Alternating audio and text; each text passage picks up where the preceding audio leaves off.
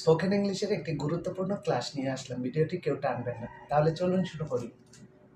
Relative pronoun যেমন হো, who's, that, home, hose যুক্ত ইনকমপ্লিট সেন্টেন্সকে কমপ্লিট করার সময় এগুলোর পরে অ্যান্সিডেন্ট অনুযায়ী ভার্ব ও সঙ্গতিপূর্ণ শব্দ সমষ্টি বসিয়ে কমপ্লিট করতে হয়। তাহলে চলুন শুরু করি।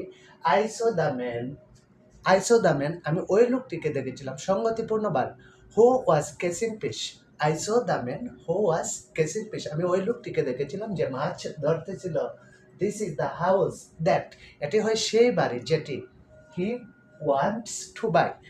This is the house that he wants to buy, এটি হয় সেই বাড়ি যে বাড়িটি সে কিনতে চেয়েছিল। The writer took A cabin which, লেখক ওই কেবিনটি নিয়েছিলেন যেটি। The writer took A cabin which was small, যেটি ছিল ছোট। লেখক ওই কেবিনটি নিয়েছিলেন যেটি ছোট ছিল। The boy whom you met yesterday, the boy whom you met yesterday, তুমি যে বালকটির সাথে গতকাল দেখা করেছিলে is my brother. The boy who you met yesterday is my brother, তুমি গতকাল যে বালকটির সাথে দেখা করেছিলে সে আমার ভাই।